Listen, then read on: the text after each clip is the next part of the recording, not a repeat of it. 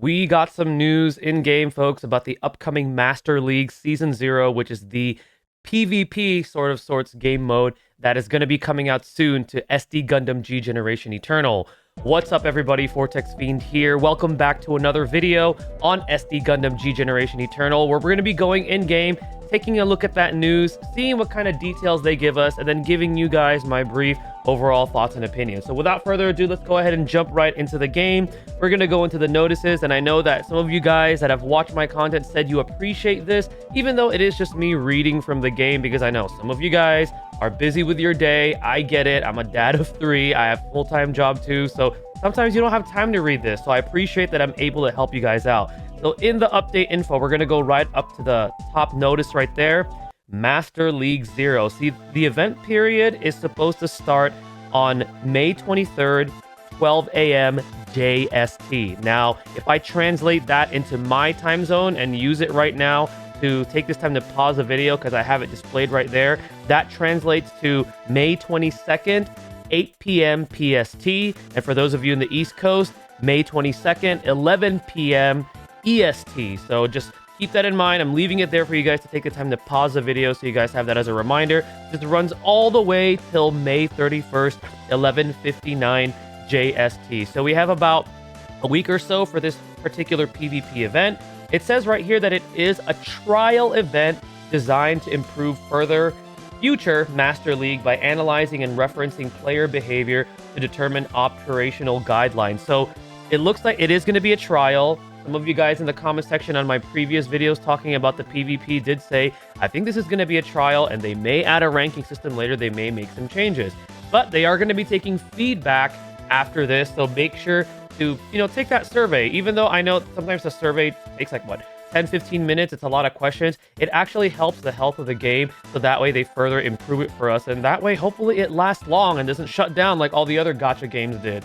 About Master League, so it allows players to go head-to-head, testing their skills or while earning high scores and acquiring items such as SP conversion chips, as we see right here, ultimate development materials UR, which right now we can only get those through Expert Eternal Road, and weapon upgrade parts UR. So these are all fantastic things to earn because right now there's very little ways to get this, but now we have more ways to get this, and there really is no reason why anybody should avoid this. Yes, I know it's advertised as PvP, but it's not real PvP. It's AI-controlled PvP, score-based PvP. Yes, whales will have an advantage because if you pay, you will have more power. But the thing is that no ranking. It's all score-based, based on your performance, your self-performance. Everybody should be doing this.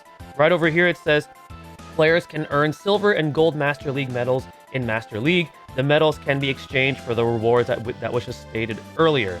So the battle simulations are against other players, and it determines your score in the Master League. Scores are calculated based on your opponent's strength and battle specifics inside the simulations. When the total score from matches against 5 opponents reaches a certain level, you'll be promoted to a higher league with stronger opponents, allowing you to earn a higher score. So you just keep playing and playing and playing. You play against 5 opponents.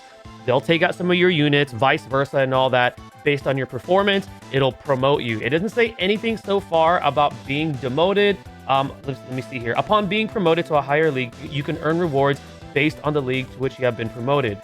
Various rewards can also be earned based on your final score after the event period has ended, so give it everything you got. So you could earn based on your final score and also based on the league that you're promoted to. And they did state in the first live stream that there's not going to be any kind of character or mobile suit rewards that are tied to this mode, which is good because we don't want stuff that we can only earn via PvP, because then that does create a more pay-to-win type of an environment for this type of a mode. And right over here, we see the battle simulation rules. All Master League battle simulations are automatic, so it's AI controlled. Unlike typical battle rules, the order of actions is determined by mobility and reaction, regardless of whether the units are in your forces or in your opponents. So mobility and reaction is going to be the stats that you're going to want to pay attention to. Off the top of my head, and we're going to talk about it right over here with the additional rules. So it looks like it's going to be space combat, and if you're using any mobile suits of the protagonist and rival category or tags, they get a stat boost. So I was looking at this last night because I wanted to make a video on this last night, but it was late when they dropped this news.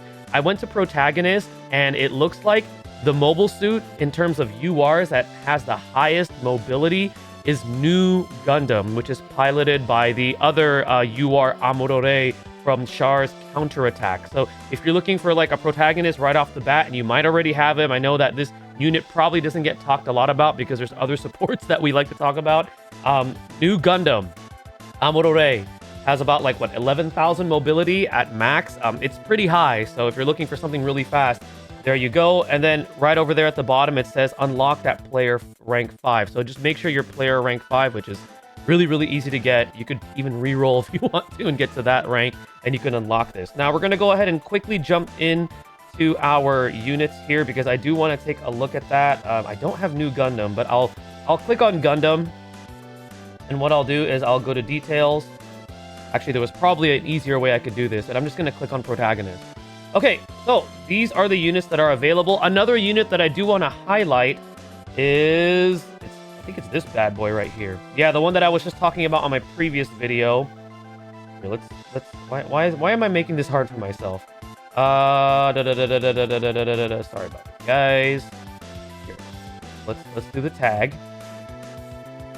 Let's do protagonist. All right.